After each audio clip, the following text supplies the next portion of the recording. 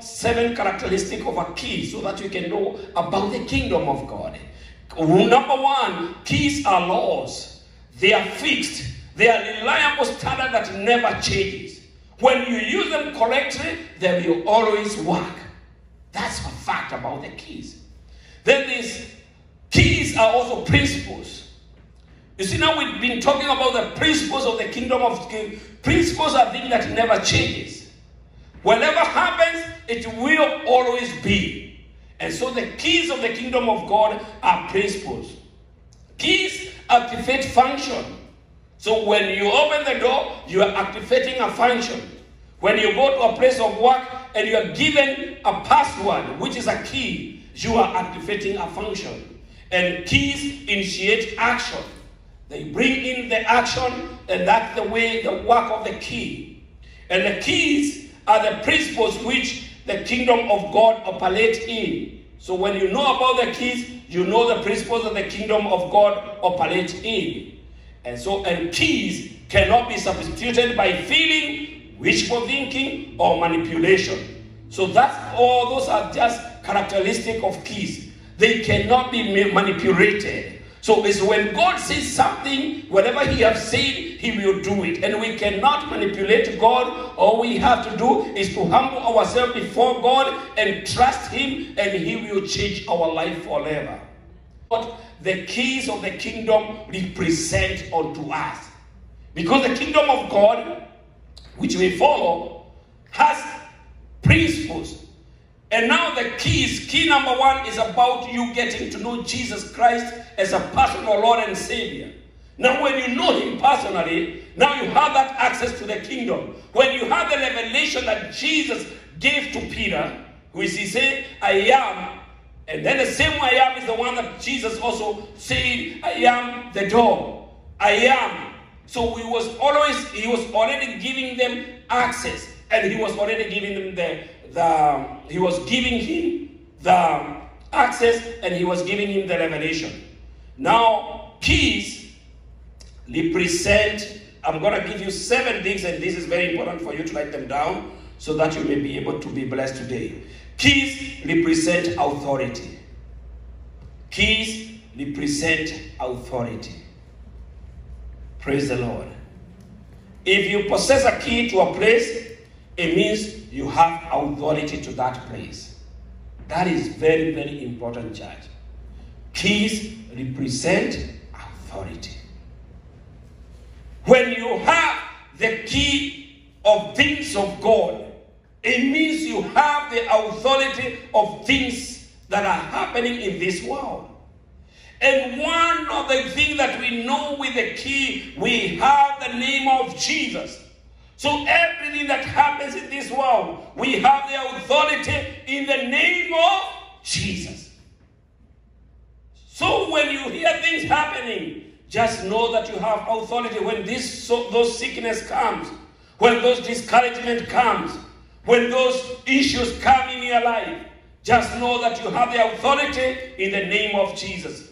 Number 2, keys represent access. It gives you instant access to everything that keys open. The Bible talks about Elisha.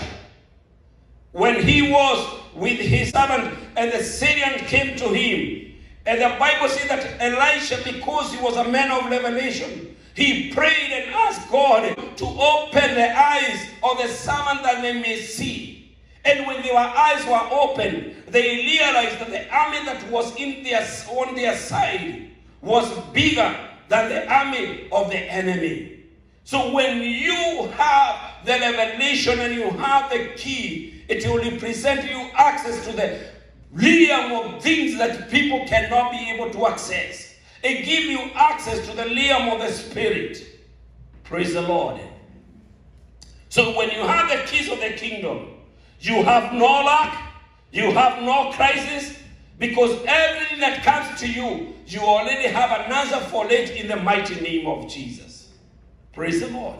And when you have that key, when you have access, it represents 3 things that I always say. It gives you something to discover, it gives you something to recover, and it gives you something to uncover. Because you have the key for everything that comes in your life. Praise the Lord. Somebody say, it give you access to discover. It give you access to recover. And it give you access to uncover. And I pray that this morning, may somebody have access to discover things that are hidden in the secret places. May somebody have access to recover those things that were lost in your life. And may the Lord give you access to uncover those things that has been recovered in the name of Jesus. Hallelujah. May somebody receive that. Key number 3. Keys represent ownership. Keys represent ownership. When God sent his son to die for us, what the Lord gave us is the ownership of the kingdom of God. Now, the things that were not supposed to be for you, the Lord has refilled those things for you. The Lord has given you ownership of those things in the name of Jesus. The riches that were not supposed to be for you, now you have ownership over them in the name of Jesus. The titles that were not supposed to be for you, now you have ownership over them in the name of Jesus. Praise the Lord. So you don't have to limit yourself.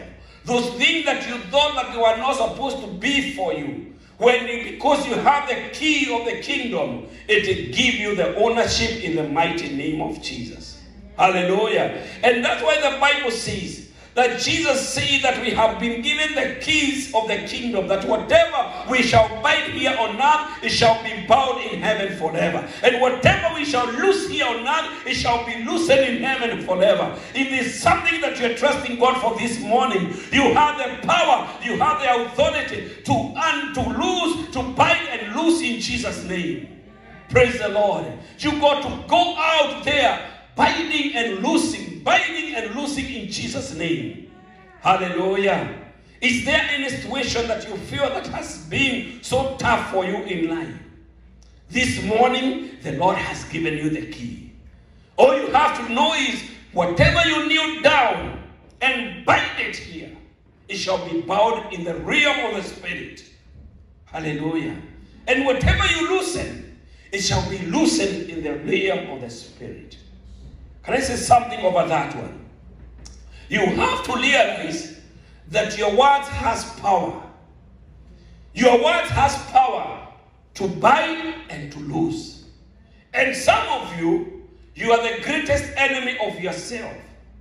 Because what you've been doing, you've been speaking to yourself negative things about yourself. You've been limiting yourself with your own words.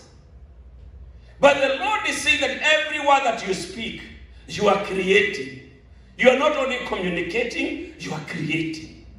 So whatever you've been binding in yourself, you got to know that we are getting to a new season. And this new season requires you to know that everything that you speak in yourself has power. I'm not talking about others. I'm talking about the things that you speak to yourself. The thing that I speak to myself, I am the greatest enemy of myself. When I say that I can't, that means I'm creating an atmosphere of limitation in my life.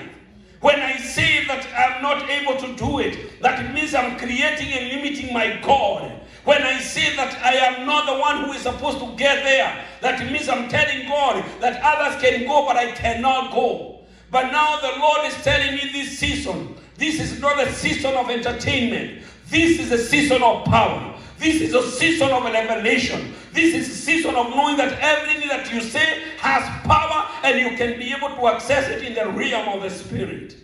Hallelujah. We are talking about the two kingdoms. The kingdom of God and the kingdom of the enemy. The kingdom of the enemy that has been busy binding and bringing things in people's lives.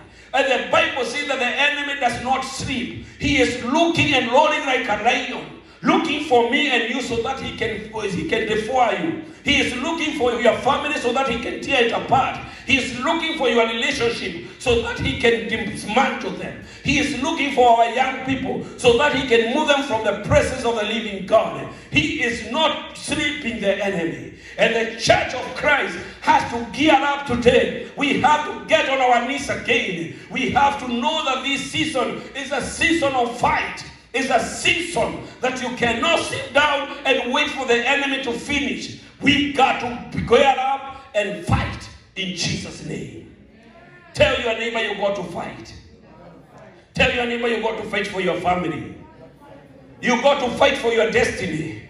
You got to fight for the things that are happening in your life. In the name of Jesus, you have to fight. Hallelujah. Praise the Lord. The season for being nice is over. I'm talking about being nice to the enemy.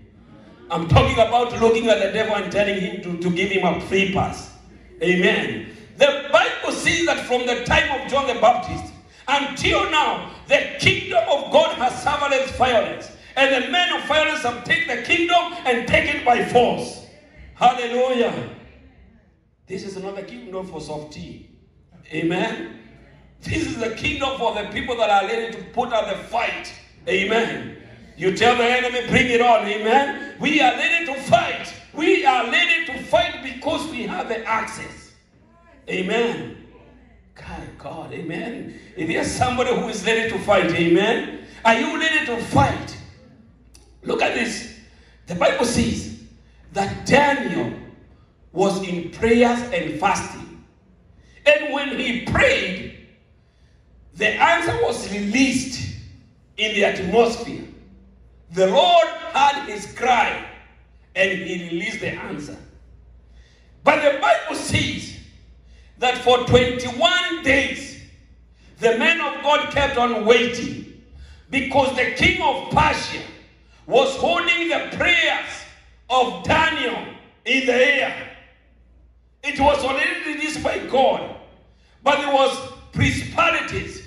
There were some powers that were holding his answers in the air like this for 21 days. 21 days. They were being held in the air and they were already released. There was a spirit of delay. There was a spirit that was happening in Daniel's life that were delaying his miracle. And maybe this morning I'm talking to somebody that every time you pray and you feel a breakthrough, there's always something that holds your prayers like this in the air. Your answers are already released. God says, I've already given it unto you. But the enemy has been holding. The enemy has been holding your promotion. The enemy has been holding your investment. The enemy has been holding your finances. The enemy has been holding your advancement. You know, those doors come and close when you are just about to enter in. Because the enemy comes and holds them. But the Bible says that Daniel continued with the prayers and fasting. And he fought. And the Bible says that his answer was released in Jesus' mighty name. This morning, I pray that somebody will arise in the spirit and know that you have access in things of God. You have access in things of God. You cannot sit down. You cannot sit down and watch the enemy. Amen. Limiting yourself as you watch. The Lord is saying that season is over. Remember, we are in a new season. Hallelujah. Keys represent control. Keys represent control. When you have access and you have the key of the kingdom, it means you have control of things that are happening in the atmosphere. Whoever controls the atmosphere controls the legion. So we as church here at JICC, I want to assure you that this time around, we have the power to control the atmosphere of this region. We have the power to control the atmosphere of this country. We have the power to control the atmosphere of your family through your knees. Hallelujah. The problem is we fight so much with our mouth. with our keyboard. Hallelujah, typing. I'm talking about typing. Every time you're just typing and fighting, and those are the fight that goes on online, because the enemy knew. You see, the enemy is also moving with the time and season. There was a time of gossip. That was a long time ago. That is over. Now when the enemy became digital, he knew that every gossip, he transferred it to the digital media. That's why you cannot sleep at night. You are always on there, gossiping and fighting on WhatsApp and just saying that they're gonna know. You see, you like so much.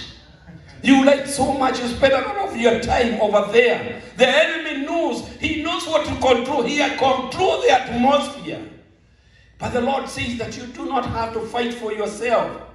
Some of these battles, they don't need your typing. They need you to get to the knee and pray. Hallelujah. You see, the other day I was speaking to a graduation ceremony of one of our kids here at JICC. And I told them that before the technology came, before we had the phone, when we woke up in the morning, we used to have what we call sleepers. Our mothers can know what sleepers are. And the thing is, with the sleepers, when you go to bed, we used to put them under our bed. Is there somebody who was in that season? We used to put them under our bed. And the reason that we used to put them under our bed is when you wake up in the morning, the first thing, you wanted to go there and get your slippers. And you cannot get your slippers when you are studying. You had to kneel down. And when you knelt down to get your slippers, the first thing that you need to do was to pray. Amen. When you are there kneeling down, you had to tell God 2 or 3 things. And that was the starting of the day. Praise the Lord. But our generation now, I told you, when they wake up in the morning, they don't even wake up. One eye is closed. One eye is typing. One eye is on Instagram. The other eye is on Facebook. The other eye is whatever. See, by the time you spend about 2 hours, and the Lord is saying, I'm waiting for you to get up and command your day, to control your destiny, to control the destiny of your children, to control the destiny of your job, to control the destiny of your finances through the power and the control that I've given you.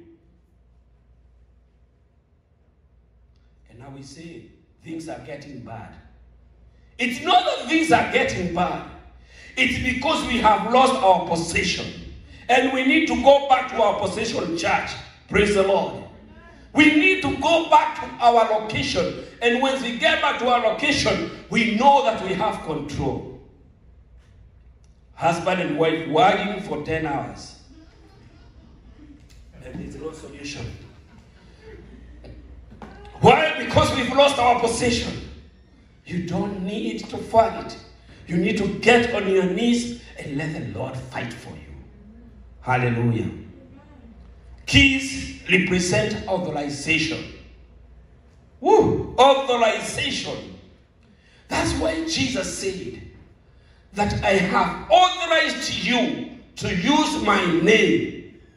The name that is above every name. The name that is above every title. Me and you have authorization to use it wherever you go. And Jesus will never come and say that you are using my name for you to access or to get things. Amen? Because Jesus is not like human being. You see, when you are famous and you go somewhere and use somebody's name, they'll say, why are they using my name? They are just using my name to get what they want. But believe me, Jesus, who is the King of Kings, who is the controller of the universe, he has given you authorization free to use his name wherever you go, to have access to everything that you need in Jesus' name. Hallelujah. That's what Jesus has authorized you. Use his name free. When you are sick, before even you go to the hospital and spend your bills and spend your money, Jesus said, I've given you my name freely. Call upon my name and I'll hear you. And I will answer you. And I will heal you. In the name of Jesus. He has given us authorization to use his name. This afternoon, as you go home, I want you to know that when you get into your car, when you're driving home, when you get to your house, I want you to go there and start using the name of Jesus, authorizing things in your life in Jesus' name. Hallelujah. You have that authorization. And keys of the name of Jesus, the keys of the kingdom represent power. Amen. When Jesus was telling Peter, who do people really know? Do they even know who I am? What Jesus was trying to tell him, he was telling him, I've been with you guys for all this time. And you have seen me performing miracles. You have seen me raising the dead. You have seen me turning bread and even multiplying them. And even turning water into wine.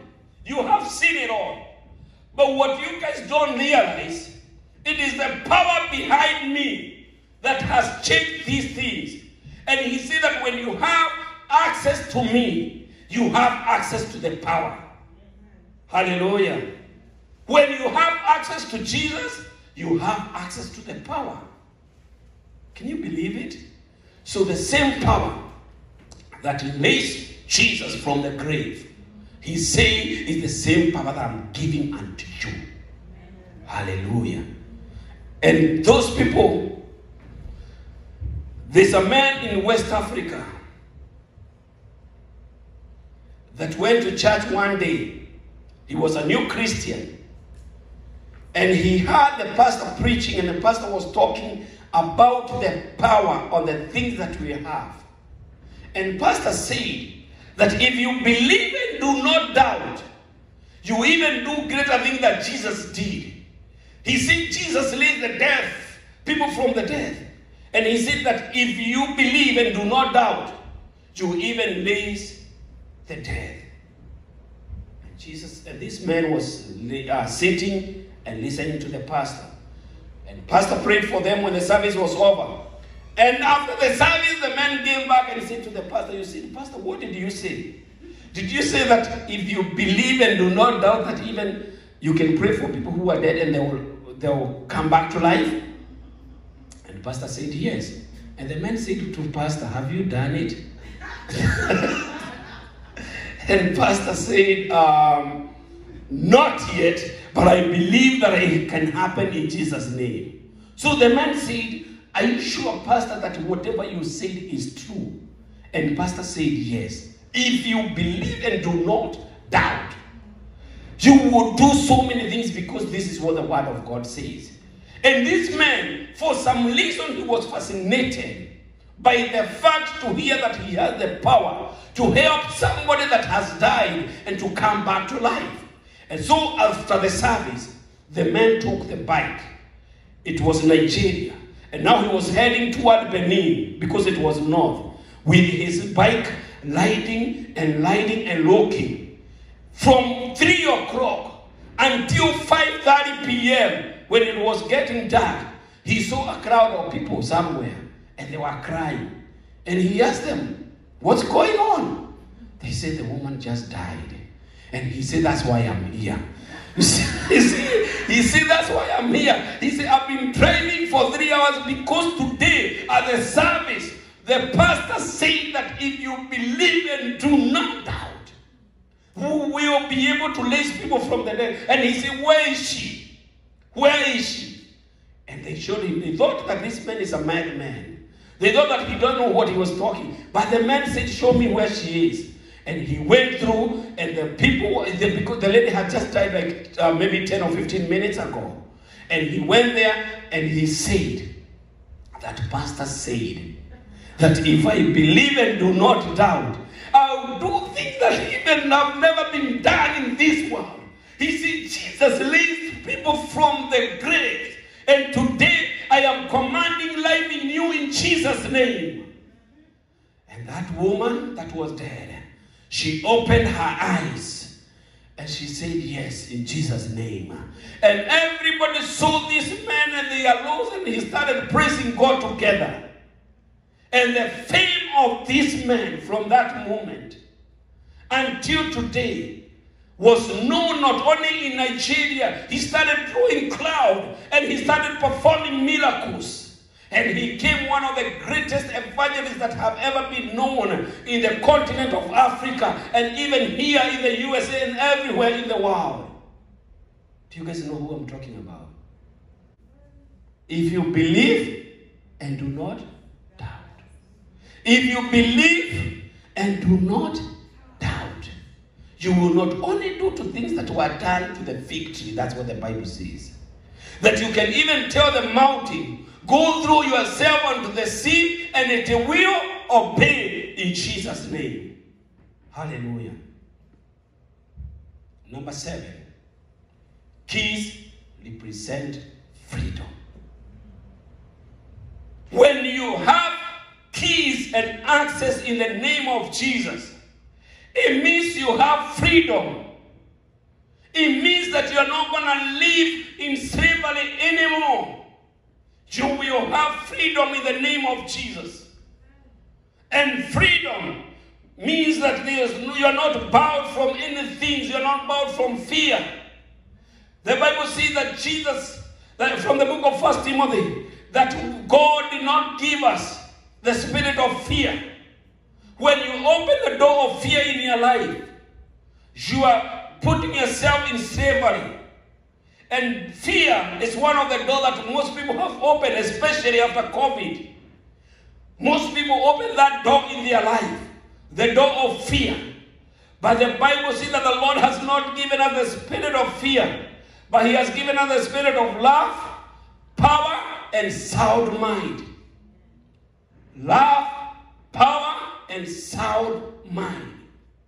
I want you to repeat it again. The Lord has not given me the spirit of fear. Somebody say that. The Lord has not given me the spirit of fear, but He has given me power, love, and sound mind. And in Swahili, that sound mind means kutochanganyikiwa. Amen. It means you're not confused. Because nowadays we have so many people who are confused. Wamechanganyikiwa. Wherever they go, they are confused. But the Bible says that God has not given you the spirit of fear. It's because you open that door in your life. And you had the enemy have access to your spirit and to your soul. And it was bound with fear. It was found with uncertainty. So the enemy comes in and control. But the Lord sees that I have not given you that spirit. Woo! Amen? But I've given you the spirit of power, love, and sound mind. Even after COVID, you still have power. Even after COVID, you still have love. Even after COVID, you still have sound mind. Amen? And let me tell you, one of the things that we're going to deal with in the world today, after this season, is dealing with the spirit of unsound mind. And you're going to be prepared, because you're going to meet people who are angry. You're going to meet people who are frustrated. You're going to meet people who don't even have any direction. They don't know, because the enemy came in. They opened the spirit of fear and he came in. But what the Lord has given us is the freedom. So you will have the power to help them, to set them free in Jesus' name. So all of us are ministers in this house. We are prepared for this season. It's a new season that you're going to help people, because there's people who will be so frustrated and people who have unsound spirit. But we're going to help them to have sound spirit in Jesus' name. Amen. Amen. May you receive that anointing, because you're going to come across them. Amen. What happened to them? Hallelujah. 2 years ago, you are laughing with them. Today, they cannot even afford a smile. Thank God for the mask. When the mask come out, hallelujah. When this mask come out, You guys will be surprised because you know the damage that has been done by the enemy. Hallelujah. Let me say it again. When these masks come out, and they are already coming out, you see the damage that the enemy has done. But me and you, God has given us freedom. And you have that power and that spirit to bring freedom to the people. You have it in Jesus' name. Help them because they need your help. Hallelujah. You say, I'm not a pastor. I'm telling you, you guys are going to be pastors now. You're going to be ministering to so many people because they need your help. The enemy came and attacked this planet. He brought chaos. He brought frustration. And he made sure that he hid it hard. That to the people that you thought that they would be strong, they became the weakest people. You see it in your families. You guys have seen it in your own families. Amen? One day I was talking to one woman, and she told me, but my son, who was the strongest in the family, now has become the weakest man in the family. That he cannot even get outside the room because he feels that corona is outside the door. I told that woman, he opened the spirit of fear. He opened the door of fear. And let me tell you, dealing with COVID and other sickness is easier than dealing with the spirit of fear, especially if we don't cast it out.